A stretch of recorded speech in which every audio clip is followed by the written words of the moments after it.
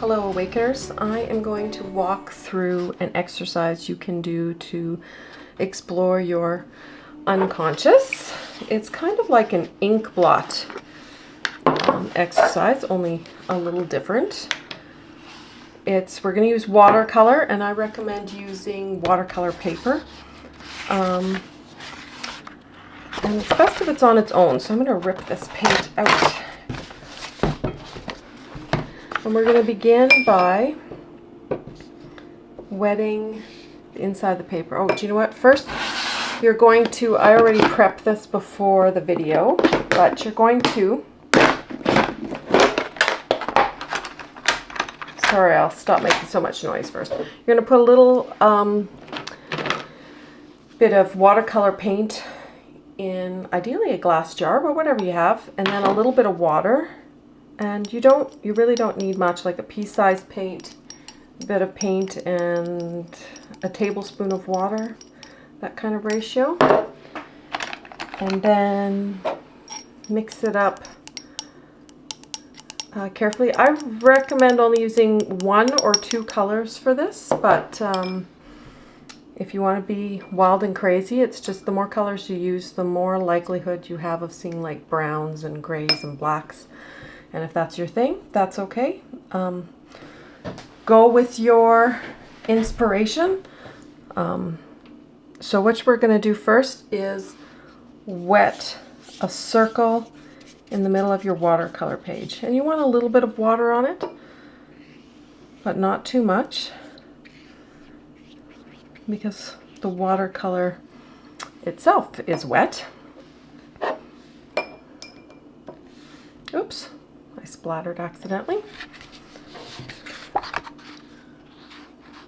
Now I intentionally tried to play with the light in here. I don't have any lights on, so I'm hoping you'll be able to see what I'm doing. And now you're gonna drop a bit of paint on here. You could pour it as well. Whatever your mood is.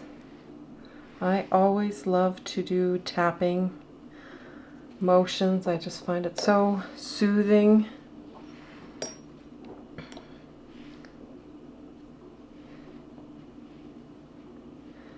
And then, I don't think there's enough on here.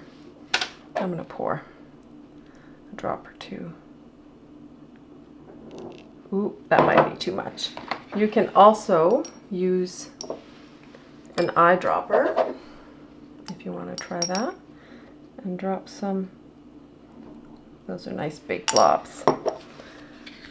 And then you're going to swirl it around. And this is where I like to be silent and just watch the swirling motion. See how it stays within the boundaries? How do you feel about that? Do you like that, or do you want it to escape? See how my paint can run all along the edges? And if you can tell, I don't have the yellow fully mixed up, so it's kind of chunky. I'm going to add a bit more yellow. Let's see what happens.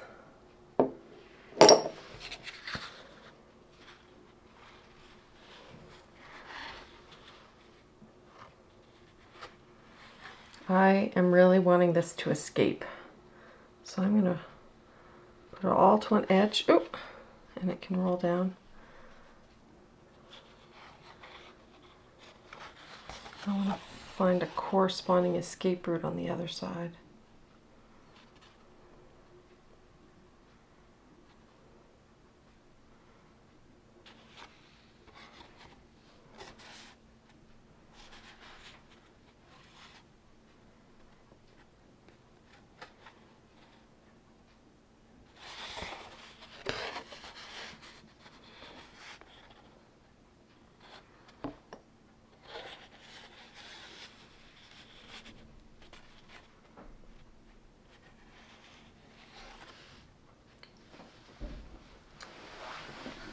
Just 1 second, I forgot to get.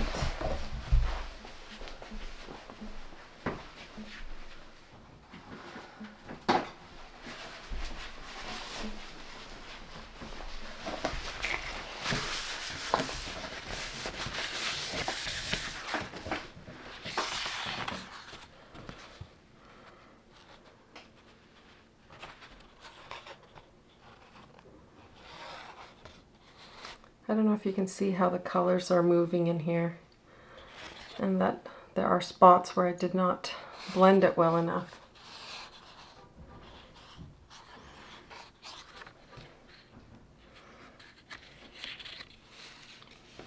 So now we can look at our image and think about how we felt about the watercolor staying within the boundaries.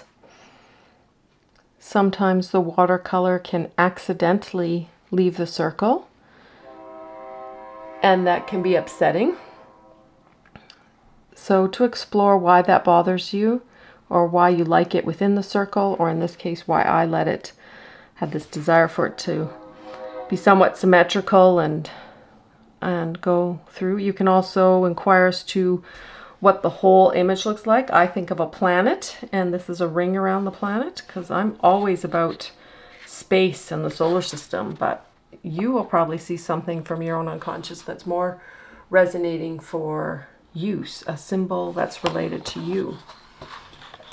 You can also turn it around, see which way you like it more, and I think I like that way more. This way feels like the way it's supposed to be, but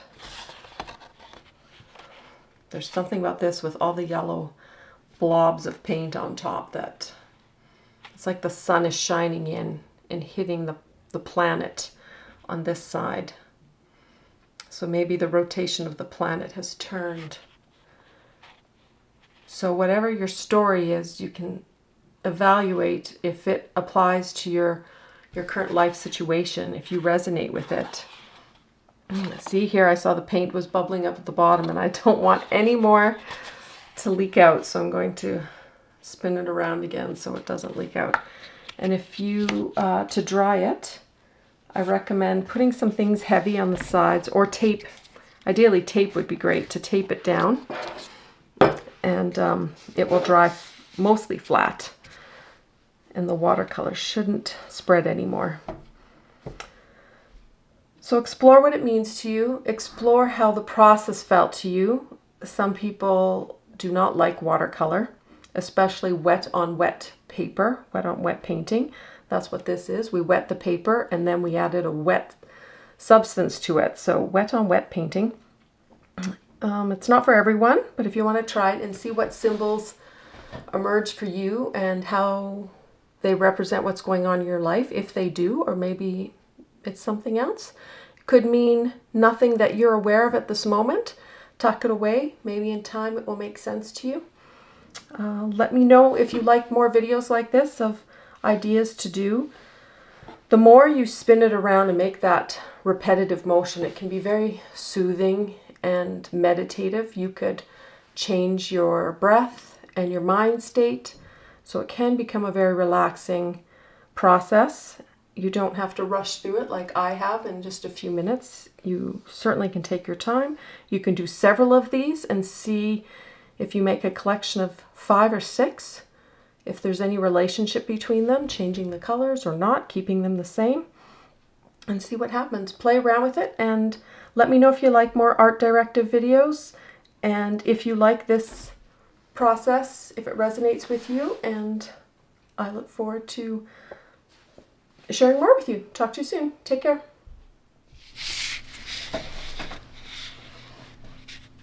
Hello, I wanted to come back on. My watercolor has dried, but I wanted to mention something that I forgot to mention earlier, was that you can take your image and embellish it more. And I didn't think about this because I personally didn't feel called to add anything more to mine.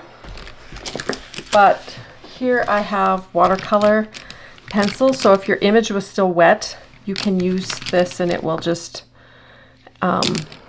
be like watercolor paint. But you can use it also when it's dry and add water to it. So I'm just gonna put it more in its element a little bit.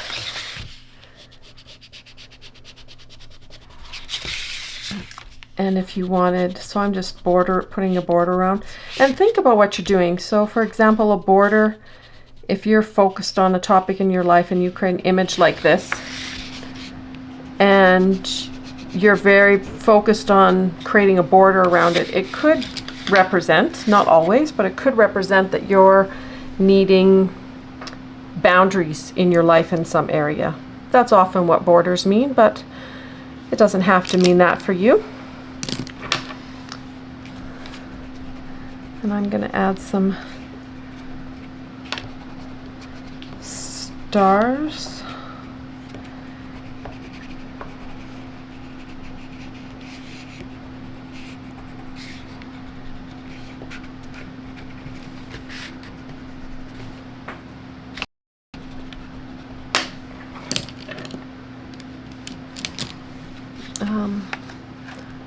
I think I would even do a light wash of a really dark blue behind, just to give it more of that sitting in space element. My focus here is to inspire you and encourage you to go image making if you feel called to do so. You know, you can take whatever you see, or maybe the image isn't well defined and you want to define it, or you want to put it in more in its element, like I did, trying to put stars around it. Just follow your instincts. If you feel inspired to use multimedia, you know, add strings or stamps or oil pastels, or maybe you want to cut it out, maybe you want to rip the whole thing up or crumple it up, always trust your instincts, and they won't lead you to the wrong place.